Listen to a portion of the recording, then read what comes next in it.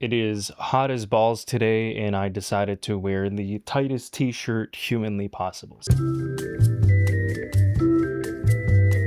Howdy, hello, what's up? We've reached the midway point of the year, and I've decided that it is time to do a mid-year game log of all the stuff that I've played now that we're halfway through 2025.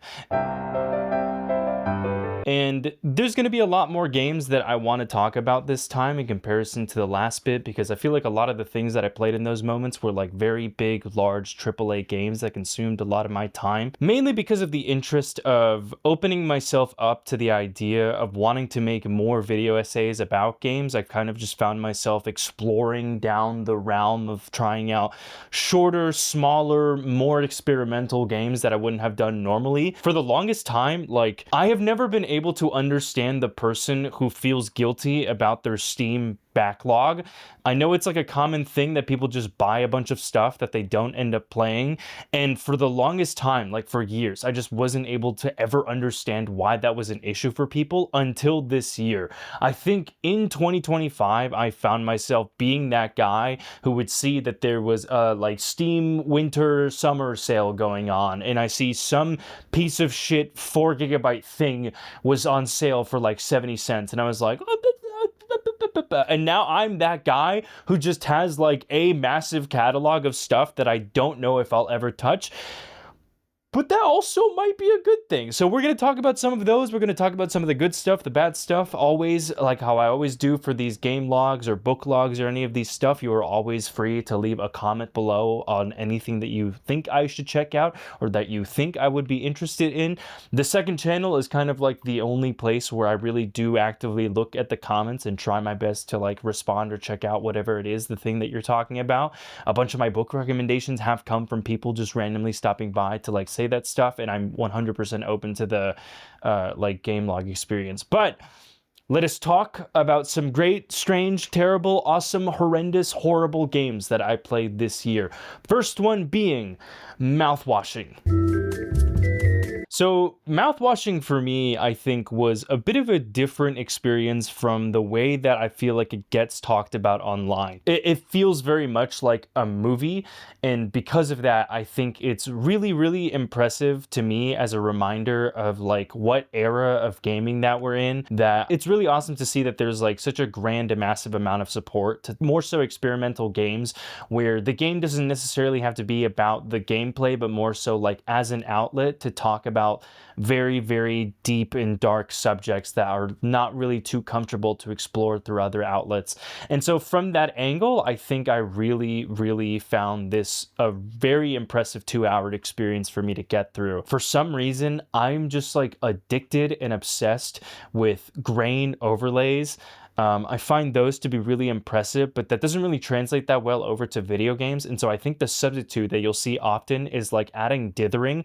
Dude, you put dithering onto any type of game, and to me, like, it just looks infinitely better. I understand that like there's kind of a indie game aesthetic that you'll find very often, and it kind of all is under the guise of like slightly pixelated, slightly retro, and easier to run on your PC. And I will be that guy to say that like I am fully for that idea. I think it is dope as shit, and it looks so good. Signalis. I recently saw that there was like a sale for a game that's coming out soon. It's called like Simulacra. I'll check right now actually. It's called Elysium.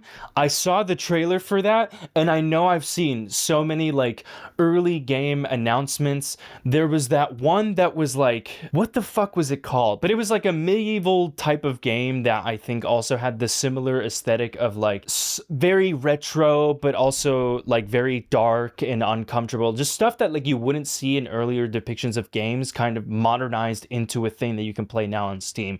For some reason, that aesthetic or like that look of games just like triggers something in me that I'm like, this is fucking awesome. All this to say that Mouthwashing is one of those cases where like as a spectacle, it is so unbelievably impressive, especially the scene where like I'm not gonna spoil anything, but there are sequences towards the end where the main character you're playing as kind of enters into like this dream state where it's not entirely clear as to which parts of it are the ship and which part of it is him just like hallucinating different scenes that are supposed to justify his actions. They just look so unbelievably good, and I do think that's the main reason why the ending hit me so hard.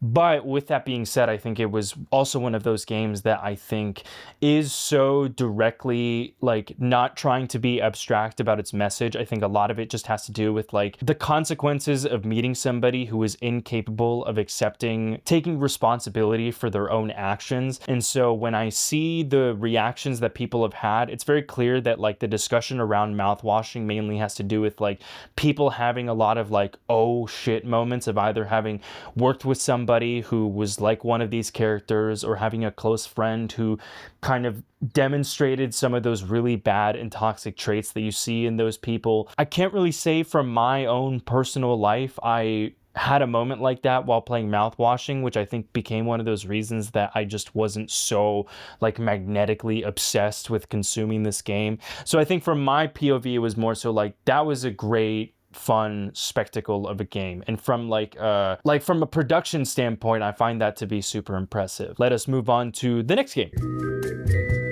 So if you want to talk about a fucking emotional gut-wrenching experience, it's the perfect time to slide in Disco Elysium, because this game ended up fucking me up so bad. I don't even have like any notes for this because my fear of like looking at the notes that I took for Disco Elysium would lead me to realize that like I could either be here all day or I wouldn't be able to have the words to formulate exactly how I'm feeling about this thing.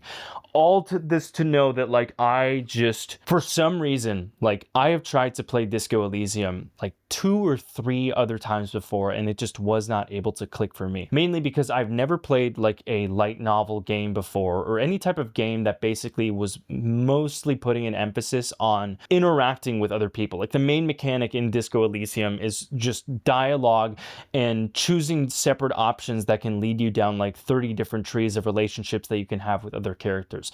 I'm just not a guy who ever had the upbringing that like played those types of games. So I would argue that I'm pretty sure Disco Elysium might be like the first light novel that I ever played. But I think I was just in the right headspace, like in the right mood, and I loaded up this game. You basically play as a cop who has no recollection of anything that has happened in the last couple weeks. And over time, like through the first couple minutes, the cop finds out that he's supposed to uncover the mystery behind a murder that occurred in like the backyard of the main local restaurant that happened in this world that you get placed into the middle of. It's a really cool, interesting outlet to like explain the story to you, because the guy doesn't remember what happened in the game, and so the people around you are kind of introducing you to the world of Disco Elysium. You get introduced to it, and I think my main appeal was because that was like the first bit of phase that I was reading a bunch of fiction, like a bunch of fantasy novels, and finding myself appreciating prose that's like a little bit more purple-ish. During that time period, I think I was reading a lot of works from like Harlan Ellison, who can get a bit gross and experimental with his ways of describing the cruelty in the world. And I could tell that the author for Disco Elysium, because I believe there's a book for it, but also like the developers of the games, the main writer for it, like obviously came from like a experience of being an author. His prose, I think, just like super made me feel attached to it. Like immediately when the cop Harry Dubois like steps outside, it describes the buildings around him as like ghosts that are floating up into the sky.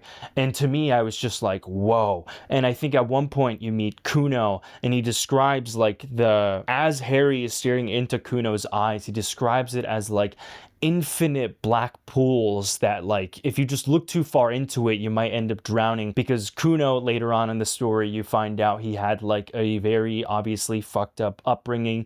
You meet his like dad, who's just like a drunk alcoholic deadbeat dad who sells cocaine on the streets, and that you can see that influence that it has on like a little kid like Kuno. And so part of the incentive is like you meet this little kid and he's like a piece of shit, constantly calling you the F slur, the R slur, every slur in the book, and you're like, I want to fucking punch this guy. But over time, like, you realize, like, no, but you're Harry Dubois, you're a 40-year-old man, and you're trying to better yourself, and the only way to do that is, like, you got to treat other people better. So you try to, like, you know, respectfully be like a better influence on Kuno. And I'll try not to like spoil any of the events that happen down the line, but all this to say, like, I don't like, I played this game. I think for me, my playthrough took me about 30 hours because there were like a lot of times where I just ended up getting stuck. And I think the way I played it was a lot more casual than the way most people would do it. I feel like the main issue that people have with Disco Elysium is they sometimes hear about how good of a game it is and they try to pressure themselves into playing it and playing a lot of it. And I feel like for me, I had the perfect experience of really, really spacing that out. I think I played Disco Elysium through the span of like a month and a half. Every day I would, you know, solve a mission or two, or kind of just like explore or just kind of walk around and talk to people. I feel like that seems to be the case. I don't know. I'm not a light novel guy. I don't know what any of this like stuff is supposed to be like. But part of the experience from what I was gauging was that like you kind of just have to be there and not expect anything and not seek out like a specific mission to task and like speed run your way through. Part of the appeal is to just sit around and sit with a guy and talk to him on a bench and try to steal his sandwich, and then he'd be like, why are you trying to steal my sandwich? And you're like, I don't know what compelled me to do that, I'm so sorry. And just like making conversations with people, finding out, you know, part of their baseline, because obviously there's a lot of political commentary, asking them like, hey man, what are your thoughts on fascism? And then you meet other people like, what are your thoughts on communism? And they're like, let me go on and tell you about communism. The roots of all evil, it is the source of the devil. I think that definitely seems to be like part of the appeal that I would imagine that because of how big the game got, not a lot of people were provided with that type of context. But there's another thing I was going to say and I forgot. Oh yeah, so for my version of the playthrough, I ended up going down the empathy route, and also one of the other like purple stats I ended up maxing out on. I think I'll put it like in post on the screen of whichever tree I ended up going. It ended up being the skill tree that I had the most points in. So basically, for those of you who have never played Disco Elysium before, you can level up Harry Dubois, but like to a certain extent, it's kind of randomized for you at the beginning, in the sense that like if you go into it blind, you won't really be able to intentionally decide what stats he'll be really strong with. And so my version of Harry Dubois had a lot of stat points in the purple tree and like 0 in the logic tree. Like he just had no comprehensive rational source of thinking. I think it was like a lot of in the empathy and like a lot in the physical strength. So my Harry Dubois, from my personal experience, he was just like a buff, instinctive maniac that cries a lot. That was my like version of Harry Dubois.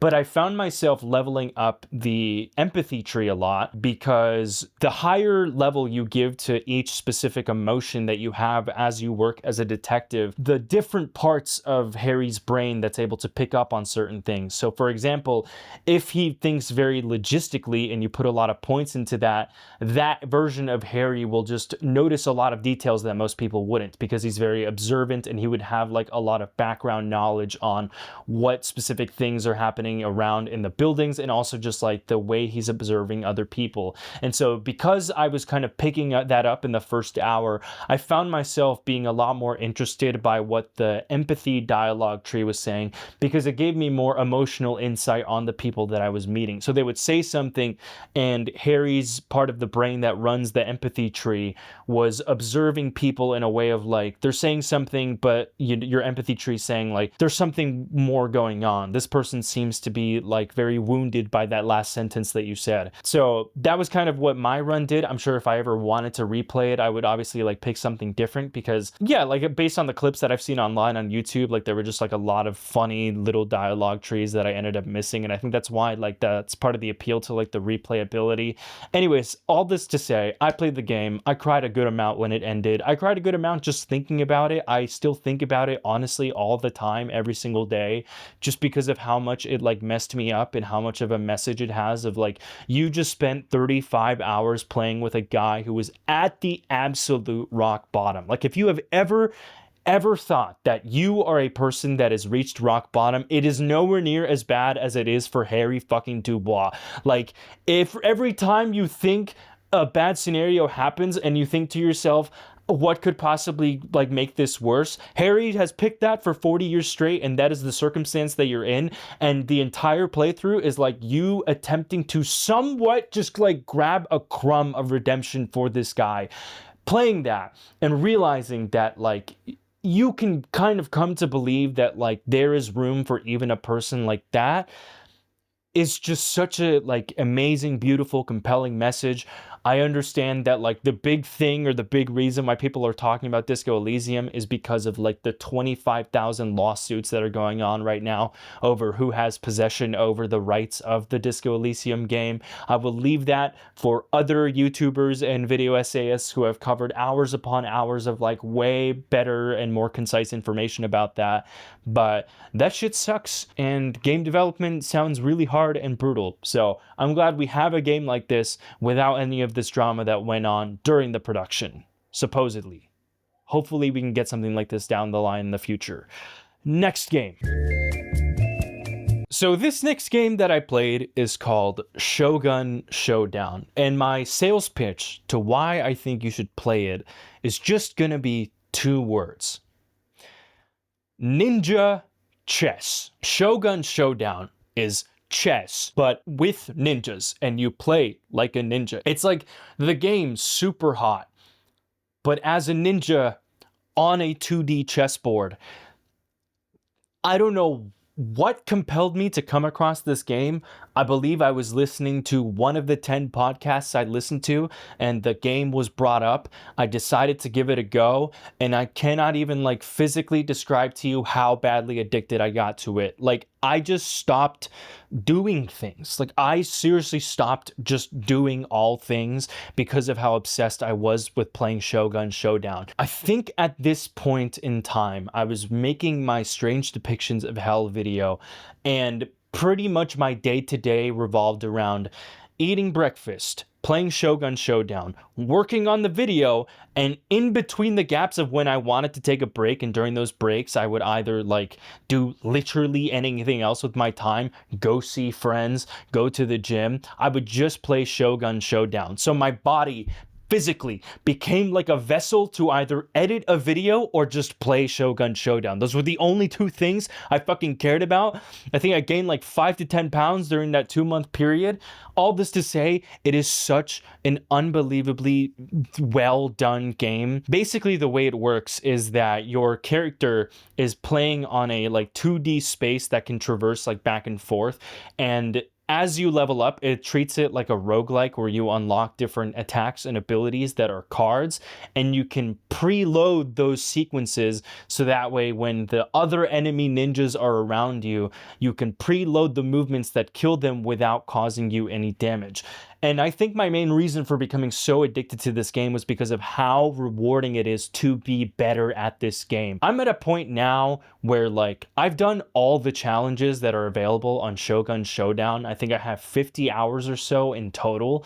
And like, I think I'm good enough at this game where you could show me any board and I would pretty much know every single event. You could show me a board, you could show me all the cards that like I have on the table, and I could pretty much know like from step 1 to step 50, kind of like those Magnus Carlsen videos where he like is wearing blindfold. Like, just like to me, when I'm playing the game, it feels like I'm experiencing like even just a molecule of whatever that those like Magnus Carlsen videos are. Like, the game almost tricks you because like you're obviously like, no, being good at the game doesn't make you like a genius, but it makes you feel like a genius and like the coolest person ever, just because the action is so based around like you being 14 steps ahead of not only like the enemies in front of you, but the enemies that like could spawn. And because of that, and because it's so improvised, and because it's so like you all the time just have to do like very on the fly thinking of being able to improvise, okay, I had this strategy and now these 3 new enemies can like insta-kill me in this next move, so I have to come up with like some way to get out of this but also kill the person behind me. And if you get really good at it, it's so unbelievably addicting. Please play this game. I think indie developers that come up with these types of ideas should so be supported. Number one, because I selfishly want there to be more content. So I want these developers to have the finances to keep working on Shogun Showdown. I'm sure, I don't know what their deal is. Maybe they're working on something else, but like, I either want to see a sequel to this or I want to see more stuff in this game. And the only way to make that possible is if I really, really put an emphasis that I think out of all the things I've talked about so far, the other two are pretty popular. Shogun Showdown is like somewhat pretty popular, but it needs to be more popular. I think it needs more love. So please do give it a go. It's so unbelievably good. Next game. I played a game called Hylics. I played it for a couple hours. I couldn't tell you what the fuck Hylics is. I have no idea. I'm usually pretty good at words. I take somewhat a little bit of pride in being able to be well-spoken in videos. I have no fucking clue what this game is about.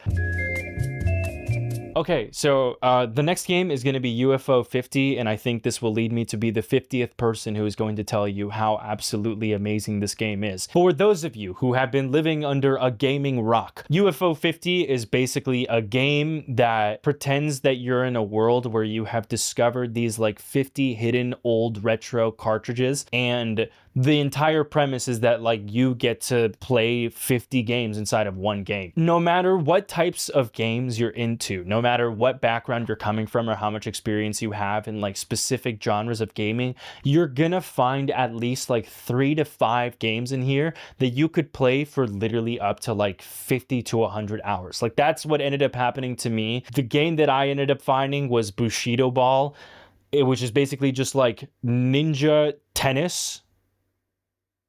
samurai tennis, essentially. Part of the UFO 50 experience is that it also helped me. I've sometimes had like background feelings about certain genres of gamings where I'm like, I don't know if I feel that strongly about it.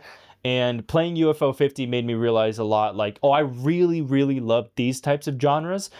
Bushido Ball is an example of like a very simple mechanic game, but you can master it and get extremely good at it. And I like that sense of self-improvement that you can get through that route. It's also made me realize that I'm not too big of a fan of like Metroidvania-likes or Castlevania-likes. The movement to me is just not very appealing. There's a bunch of those that are in UFO 50 and not a single one of them really made me feel that impressed, except for, I don't even know if this counts as a Metroidvania like. So like maybe this is not even like a real talking point, but there's like the weird cat game. It's called like Mooncat. I think it's called Mooncat. That one was really cool because it's like a platformer, but all the controls are severely wrong and uncomfortable. So if I showed you gameplay right now, you just wouldn't be able to register like what's wrong with the game. But if you played the game, you would know why it's super awkward to play, because I believe it's like the D-pad and the analog controls are swapped and also flipped, and so the entire time you have to like the challenge to the game is like pretzeling your brain inside out to turn it into something new. So I kind of like that. You're like constantly problem solving against your own instincts. But all this to say, UFO 50 is like a guaranteed, I'm broke and I want games that can entertain me for a while and have like a very fun, enjoyable experience, and I want to play it sometimes with my friends. That is like a great experience. My only big criticism to it is like this game would literally be game of the year if it just had like compatible multiplayer. I understand that maybe on the development side, that just wasn't doable. I don't know what the story is, or they just wanted to keep it accurate to the lore of like you found these cartridges. But you know, I understand the appeal to like playing localized co-op, and there's like an energy to the game of wanting it to make gaming feel like how it used to be when gaming had first been discovered in like the first 10 years of Web 2.0 or Doom or Quake or whatever. So like I understand the appeal to LAN, but it's just not realistic, and I would love this game so much more if I could play with other people. I think that's like the main reason why I don't play it as much anymore, just because there is nothing I can do with friends. Like I've gotten really good at Bushido Ball, and nothing else has really been that compelling to me. Okay, so these two next games that I'm going to be talking about are very much related to a video that I ended up scrapping, which I'll talk about later at some point because I don't think like the context really matters for right now. But I have a lot of feelings about them, and it's a little bit difficult for me to compress that into something that's appropriate for this video versus it being appropriate for the video essay that I was making. But I do think these are like very two cool, neat games that I would still recommend if anybody did want to like end up trying it out. Number one is a very strange game called Indika. I'm seeing like some people talk about it, but nowhere near enough. Like this is one of the first games that I played where I'm like, I feel like it's definitely gotten under the radar of a lot of people. But Indika is basically a maybe 10-hour, 12-hour story mode game where you play as a nun who kind of just goes through a lot of very basic, simple tasks that a nun would go through in Russia 100 years ago, except Indika, the character that you're playing as, it's not entirely clear as to whether or not she either has a very severe case of PTSD or just undiagnosed 1900s, 1800s schizophrenia. And so a lot of the game is kind of like tweaking with your own perception of the things that are going around her. Like you're kind of going through the same exact experience as Indika, where she's unable to distinguish the difference between fiction and reality. Because of that, I think Indika to me was like a super, super special experience. I picked out this game because at the time I was working on a video that was going to be called A Deep Dive into Insanity. Similar to the cadence of making my Strange Depictions of Hell video, I was going to make something of the genre of insanity and talk about like media that properly depicted it versus like ones that depicted it in like a super abstract way. And so I had heard through the grapevine about a game like Indika, and the experience of that was just so cool. It's really odd. Like at some points, the saving areas, like when you enter a new area, the game has this mechanic where like Indika will sit down and it'll allow you to like explore through the village through these like really strange and awkward camera angles, like as if you're being watched all the time. It's like that, but it's also like a hyper realistic game, but there's a super retro UI being surrounded by it. And so it's hard to distinguish like what is the whole point of the point system, because like throughout the game, like Indika will do these acts of or services or things that she believes are under the guise of her following and believing in God. And each time she prays to a frame of Jesus, like a virtual coin thing, like a sonic ring will come out and give her points, but the points aren't, there's no point to the point. And so it's trying to like, the game ends up saying so many things while you're not really like doing anything that's special. And towards the end, it just gets so bizarre. Like it's awesome. Like it's genuinely incredible. I don't know how else to describe it really, unless you like played the game yourself, and I had to basically essentially like spoil everything. But I think it's a really, really cool, neat game that I think people should check out. Forgive me if I'm like totally off and more people know about it than I thought about, but to me, it seems like a very under the radar game that I feel like a lot of people would really, really enjoy appreciating, especially if you're into video essays. Dude, this game is like perfect fucking video essay bait. Like anyone who's into writing and into like thinking about games deeply and talking about it, Indika's like the perfect archetype structure to want to do that. So why not?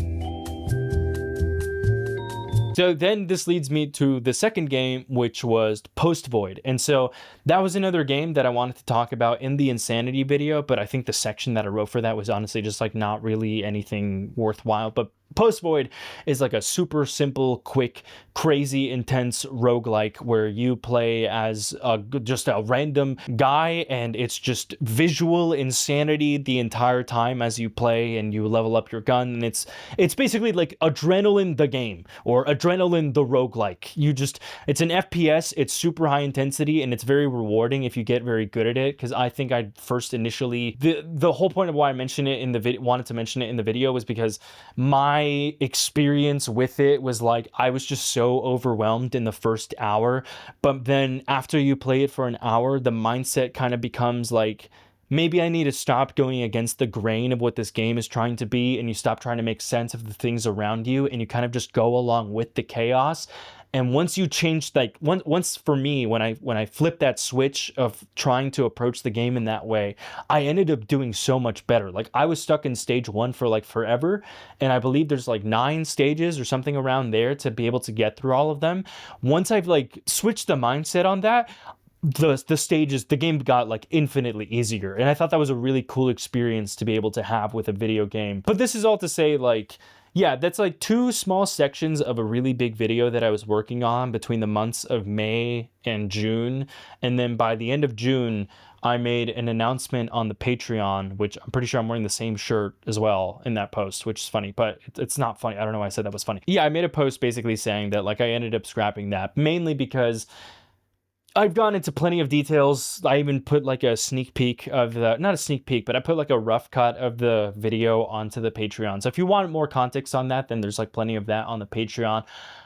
It'll be in the description below. But yeah, a lot of the reason why I ended up scrapping it was because I was exploring a lot of fictional media that depicted insanity, doing further research on that topic, kind of how I did for Strange Depictions of Hell. I did a bunch of research on the origin of Dante's Inferno and what were his incentives to making that and how he designed or came up with the like layers of hell. I was kind of doing the same with like the term insanity and its historical origins.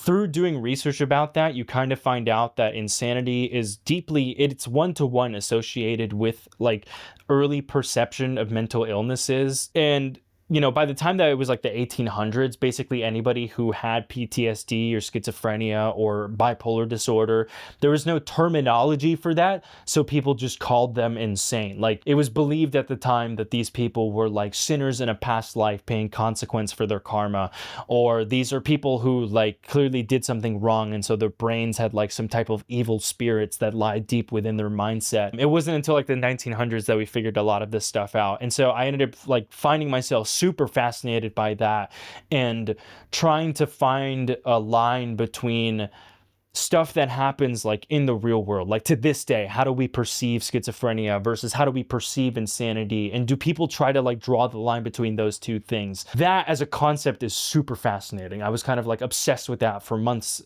for like months, just constantly. I read a book, I mean, I mentioned that in like the last book log, but I read a book about schizophrenia from the author's name was Ellen R. Sachs, who was a super established academic who in her 40s or 50s came out to say that she had been living with schizophrenia this entire time. And all of her coworkers were like, you know, a lot of people were supportive of it, but there were a lot of people who also told her like to her face, I would have never had dinner with you if I knew that you had schizophrenia, which is just like a really dark and horrible thing. And so my video, the plan was to kind of like explore that world, like as a fictional concept, but also like how those fictional concepts can intertwine with the way that we perceive the actual thing.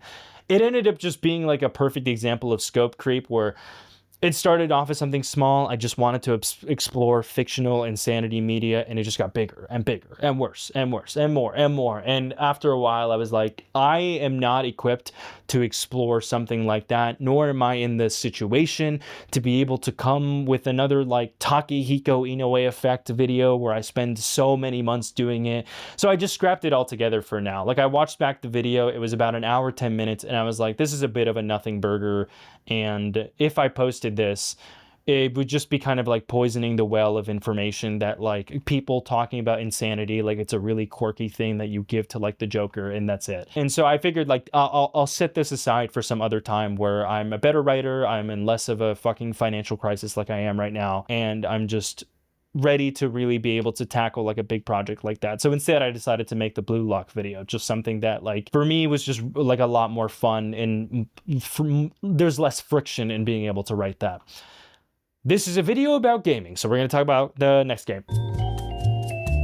Next game I played was Slay the Spire. There is nothing I'm gonna add that hasn't been said for the last like fucking decade. It is such a awesome, cool, great roguelike game. Honestly, some of my fondest memories are just being able to play it with my friends. Like there have been so many times where like Scamboli and I will hop on a Discord call and play this until 4 a.m.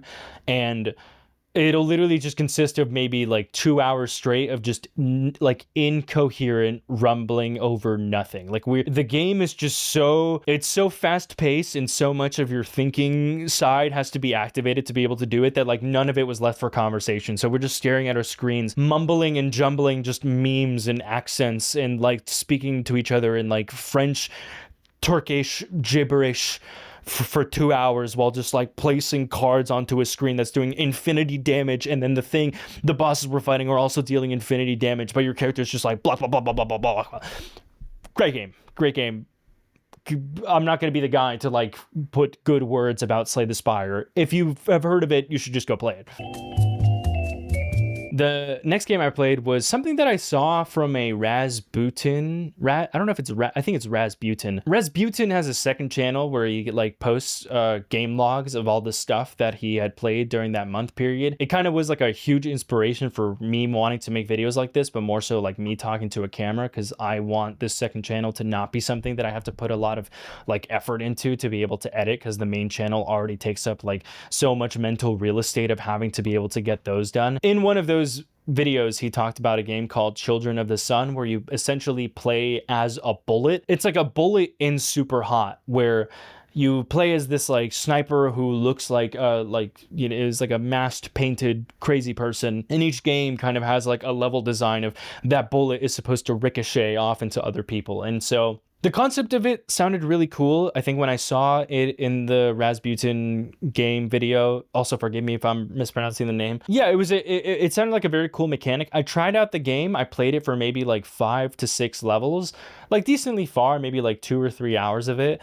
And I think by the time I was at the 6th level, I was like, I get the point. I don't know if I wanted to keep playing. Like, I like the visual aesthetic. I love the chromatic aberration on the sides. I love the color scheme. I love the obsession with like purple and yellow, just because they're it's not analogous, it's not complementary, are they analogous colors? What the fuck is the term when the colors are on the opposite side of the spectrum? Anyways, yellow and purple go well together very well. It's a nice, like, aesthetically pleasing thing to stare at. But other than that, I don't know if I had like that great of like an experience with that. I don't know if it would be something that I recommend. But next game.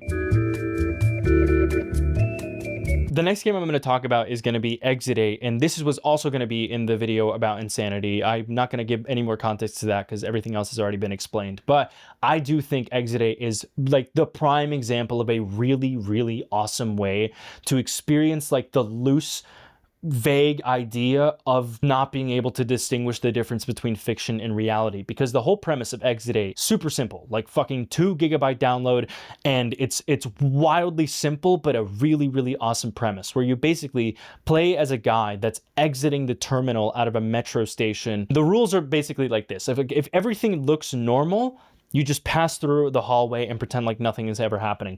But if you notice that something's off, then you should turn back, and then you can keep progressing to the game. So it's called Exit 8 because all you have to do is do this 8 times to be able to beat the game. And it sounds really simple. It's overwhelmingly difficult to be able to actually get to the 8th floor.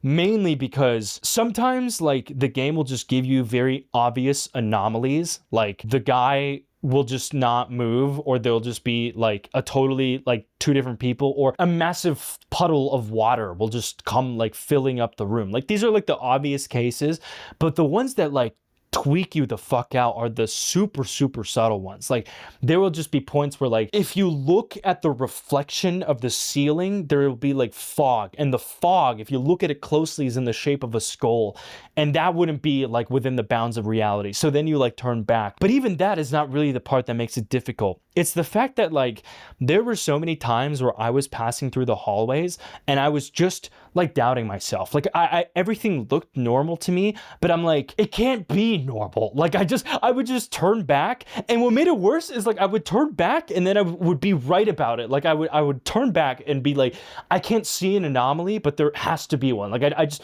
there's something off about the vibe to this hallway. So I would turn back and the game would like validate that, and I'm like, fuck, like I now not only am I on the next level, but I just don't trust myself. Like I don't trust my ability to like see stuff. And so sometimes you're just like passing through the hallways, looking at everything, but like then you can't see the big picture. So you're like mistaking the forest for the trees. And so now you're looking at the forest and you're like, fuck, but I need to pay attention to the trees. And it's like it's so mind breaking. Like it's such a great experience, but it's so fucking, yeah, it's a great game. Great fucking game. I think it's free or it's like $8. One of those two. Free basically equal $8. You heard it here first. Okay, so the next game that I played is I'm just gonna combine it into two because they're made by the same developer, and they're basically essentially the same games, but just like with a drastic visual difference. So there's Devil Daggers and then there's Hyper Demon.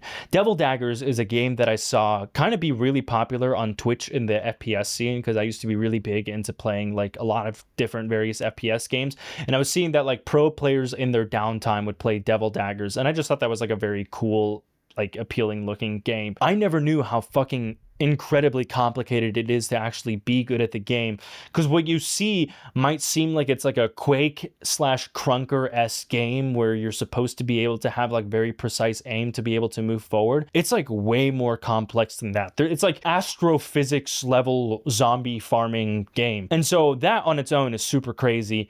Then the developers came out with the sequel to the game, and they were like, what if we turned that astrophysics and also made it like a hallucinatory experience? That's how you have Hyper Demon. I'm just gonna show you gameplay, and then you can try to tell me if you know what the fuck is going on, because I don't know. I couldn't fucking tell you. I couldn't tell you. They're both really great games. They're really smooth. They feel good to play. I'm just really bad at them, and I'm humiliated. Like, I'm so embarrassed to even show you gameplay of me trying it out. So most of this is probably just going to be like people that I got from their footage. So I've been subbed to Game Maker's Toolkit for about like a year or two now. I've been a big fan of them. Not like a ginormously obsessed fan, but I've been passively watching like a lot of the stuff that they're posting, and so I've heard that they were in the works of making a Balatro crossword like game, and so I was one of the people that had heard about this in their announcement post on when the beta came out. I tried out the beta and I was like, I am fucking obsessed with this. As a guy who gets a lot of joy, especially in this last year, I've realized the importance of just playing stuff that can be, especially now that I've graduated from college, and like a lot of life nowadays is just like working and figuring yourself out. There's not really enough room these days to find curiosity and stuff, or like test your brain capacity every once in a while. But I do feel like that is a very healthy mechanism to keep yourself like intact, or to keep yourself like on par with the way that you were in school. And so I find these types of games like super useful. Even just like waking up in the morning and like starting your day off with Wordle, I've found as like a really great way to like kind of mentally wake up, because sometimes I'll drink coffee and my brain will just be in a jumble, but like this stuff, like immediate, very simple problem solving, is like a really cool outlet to like be able to get that going. Wordplay is like the definitive version of that, like a super extreme intense version of Balatro, except it's just you getting a jumble of words like you would in Scrabble, and just to be able to like turn that into words. I find it very like challenging and stimulating. So congrats, Game Maker. You made a super great and addicting game. Congratulations. Next game. So I tried out Nubby's Number Factory. I don't have anything crazy to say about it, because like literally you can just look at the gameplay for like 5 to 10 seconds and understand that it's just like basically it's a roguelike where a ball does a thing and the visual screen is a lot of colors and crazy stuff.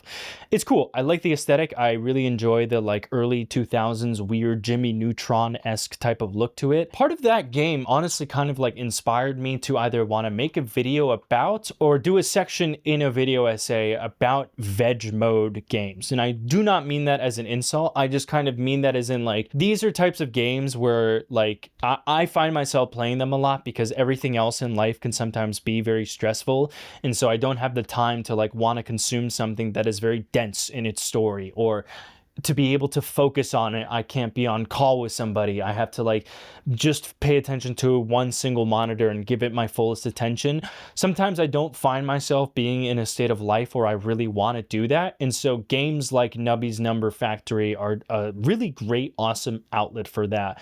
So when I say veg mode games, I more so mean like there is a really big appeal to those types of games in a way that I wasn't really able to understand until the moment that I started playing it, where I'm like, it's really awesome that there are a lot of games that understand those types of circumstances and try to make something that doesn't add a lot of friction to that I think is cool. Because I find myself doing that a lot. Like for me, before last year, that game was Noida. The year before that, it was just like opening up the free play in Rocket League and kind of just driving the car around and hitting the ball and doing air rolls over and over again. Because like in those spaces of games, it just gives you permission to think and let other stuff like, it's kind of like meditating, but not really, because you're not actively meditating. You're just kind of like in a virtual space, but allowing yourself to kind of wander off in your mind. And I find that to be really cool. All this to say that like, yeah, I think that's like a really cool genre of gaming, and I'm happy that it exists. That's a dumb. I sounded dumb saying that, but I'm sure someone hearing this understands what I somewhat meant by that.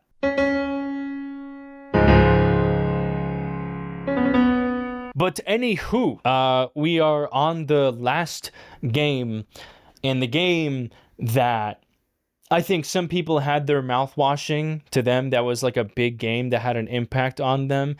I played 1000X Resist, and that was that game for me. That game, like, I am one of those people that are like fully fucking obsessed after having played it. I've seen it in video essays. I've seen it in Jacob Geller videos. I've seen it here's and there's. And every person that was describing this game made it sound like the most confusing thing ever. And so none of it really provided me with an understanding of what this thing was about. And I'm here to promise you that I'm not going to do a better job of that. Like, I might explain what this game is about and you might sound extra confused afterwards. But I went into this game not knowing what the fuck is going on for maybe like the first 10 hours. The best way I could describe it is that it's a game that's like a sci-fi time-traveling light novel about fascism. But really, like, the experience of that is just a whole lot of me being like, okay, I don't know what the fuck is going on. And as each hour passes by, you're like, okay, maybe the previous hour makes like a little bit more sense. I think now I have a grasp of what's going to happen after this. And then as each one of those sections went through, you're like, oh, no, I was totally off. Like, I think that happened to me like 6 times. And I also thought I beat the game like 4 times. Like, I saw a sequence and they would do like a cutscene and be like, yeah, you know, this is the completion of this storyline. And I'm like, cool, great. That was a cool, neat little game, like Mouthwashing. I spent a couple hours. It had a message to say. And then you check your screen and it's like, oh no, it says you can keep playing. And then just a whole new fucking timeline will start. I'm like, what happened? And it happened like literally like 5 times. Like I played so much of 1000X Resist and it went to like 20 different directions. And every time I felt like I knew what it was trying to say, it wasn't trying to say that. And it was instead going to something completely different. All this to say, holy fuck, what an experience. Like, it's exploring a lot of ideas about how like people can perceive a moment. And later on, as the years go on, that moment becomes a memory.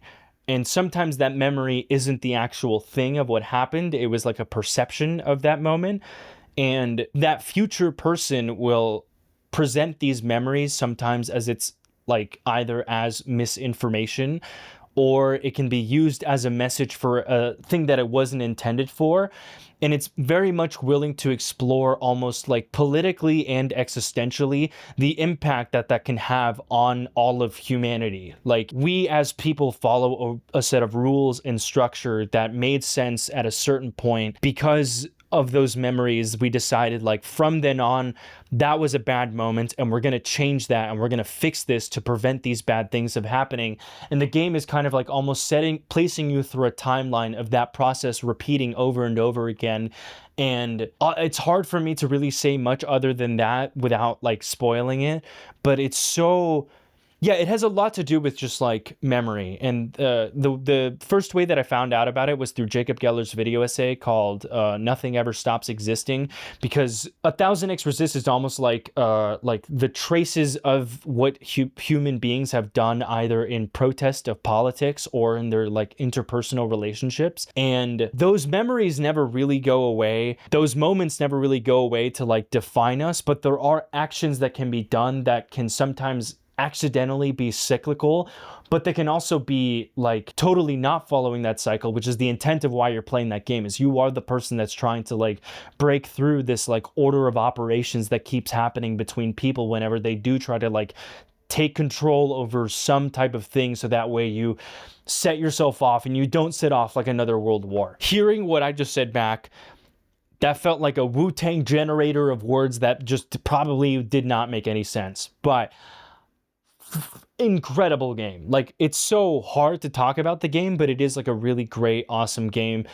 Very similar to like Signalis, where I think to even be able to like turn the experience of that game into something digestible, you either have to go down the route of like turning it into a wiki summary where like you have to watch those like 3-hour video essays that are like, okay, word for word, this is what happens as a player.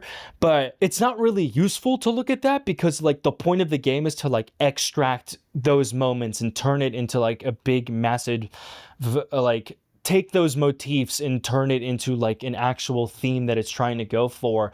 And I'm a lot more interested in that side of the thing, but like to think about its theme, I would have to like really spend some time either playing it again or just sitting with it. Like, I recently watched a Signalis video essay that made me realize like how pointless it is to try to find clarity in the moments of the stuff that do happen. And sometimes you just have to be able to like take whatever you got out of it. Like, every person's experience is going to be like different with that thing. And because it's so recent that I did play 1000x Resist, like I was in a fucking heat wave like back home. So I just had like a lot of time to be able to like sit with it. It'll be a game that I'm going to think about a lot. It's easily my game of the year, like the best thing out of everything that I've played so far. Like, it's the favorite story-based thing that I played that year. It's so awesome, so incredible. Video essay, it's great content writing bait. Again, the perfect archetype and structure for anyone who makes video essays to be like, oh yeah, this is something I could spend 20 hours talking about. But yeah, that is the log of all the stuff that I played so far in the midway / not really the midway mark, because it's almost September and I cannot believe it's September, and that means we are 4 months away from the end of the year. With that being said though, there were some other things, but there's just like no point in mentioning them. Like, I've recently gotten obsessed with Risk of Rain 2 because one of my friends, Jimmy, shout out Jimmy, got me into playing the modded version of like just downloading 100 or 150 mods and just playing that. It's so fucking addicting. I'm like been obsessed with Risk of Rain 2 lately. I went through a phase like during the months of May and June where I started playing Rocket League again, and I think that part of me, like conceptually, I always remember like how toxic it can be to be obsessed with like a ranked mode of any game. Like, I am the proponent of really thinking that like games that like Riot games are really predatory about their ranked modes. So like, if there's anybody to not fall into that trap, it should be me. But I started playing Rocket League, and in hindsight, I think I've been like a little bit too negative about that stuff, mainly because there is something to be said about like the self-improvement aspect of just purely playing the same game for hours and hours for the sake of getting better at it. Because, you know, I'm not playing Rocket League anymore. It was just like a bit of a phase because I think I just like ran out of stuff to be interested in, and maybe I was like in a stressed out mood and I didn't want to like deal with that. And so kind of like playing Rocket League was like another case of like me reflecting on myself, because like I was playing the game and I was getting mad at my teammates. And so afterwards, after you play that game, you're like, I'm mad at my teammates, but like, why am I mad at my teammates? And why am I not mad at myself? Like, do I have an issue of like putting my blame onto other people? Like that stuff is really cool. The bad stuff is when games like take advantage of it. So that's why like I could be here for hours. This thing has been recording for like 15 minutes, but yeah, it made me like think about a lot of stuff. Anyways, wish list of stuff that I hope to play eventually at some point. The obvious example is I really want to play Expedition 33. I've heard everybody talk about it. I just do not have the time right now. Life is so unbelievably stacked up right now. I am spending so much time doing research on this next video and then applying for jobs like nonstop. Like it just takes up so much time. I don't understand how the fuck anybody has the audacity to say that they're applying for like 50 different places a day. That's so capped. That's so unbelievably capped. It takes so long to fill out and write like a proper cover letter and resume for a place.